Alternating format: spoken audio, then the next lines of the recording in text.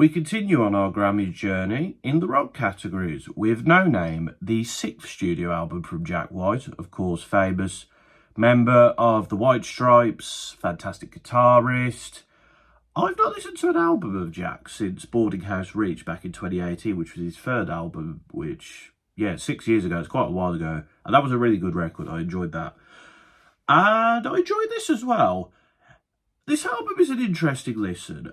It feels very raw. It's like this blend of garage rock and punk blues and blues rock.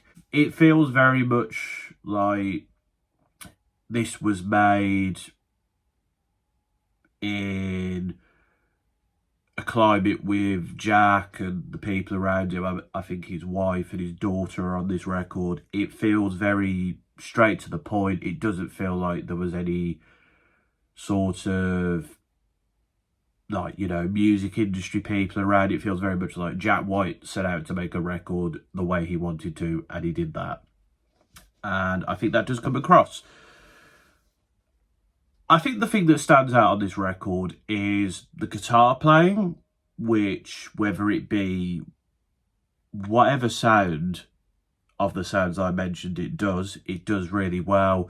We get some fantastic guitar solos throughout the record, and the guitar is the main instrument in this record. You've got the drums as well, you've got other instruments, but the guitar is that main instrument in this. And I think Jack, his singing is pretty distinctive at this point. You know what to expect with a Jack White record. He knows how to emphasise his point when he's singing.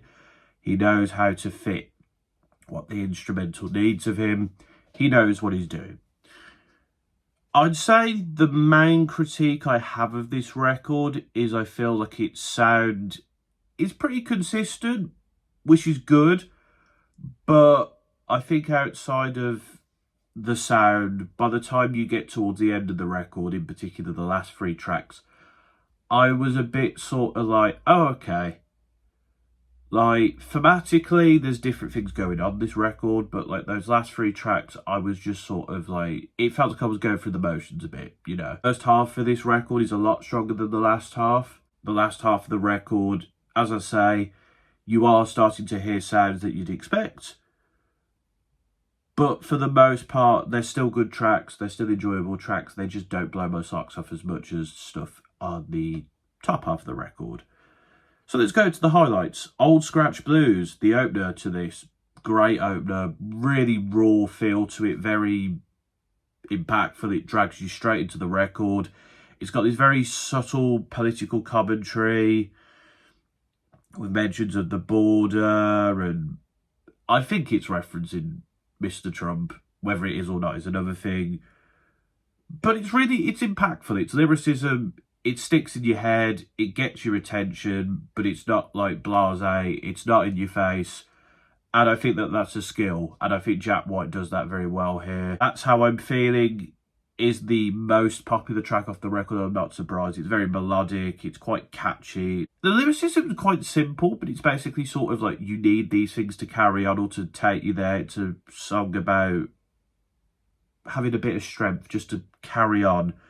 And the chorus is really infectious. It's straight to the point. The guitar playing is great. It does the job. It fits well as I don't know if it's the big single of the record, but it feels the most singly of the tracks here. It's rough on Rats. I do like the political commentary here. It's about how the world is kind of not in a great place, and he also mentions how it's not as good for women as it is for men. But he's like, it's rough on the rats. Which, I guess so, but turmoil in the world is usually good for rats. I guess there's no big plague or disease that's killing people off, so the rats may not like that. But it really feels like a throwback track to I don't know what era, but it just feels very nostalgic, and it's got a very bluesy sound to it as well. And then the final of the highlights for me is What's the Rumpus. It's this garage rock track. Feels like it was made in a garage. It's about showing love for somebody despite what other people are saying, which has a lot of themes to it. But this is definitely a political commentary track, because the line, and this line really sticks out to me. I've got a feeling that the truth's become opinion these days. I think that's a very interesting lyric, because that is a very much telling of the current state of society, where the truth and facts aren't always believed anymore.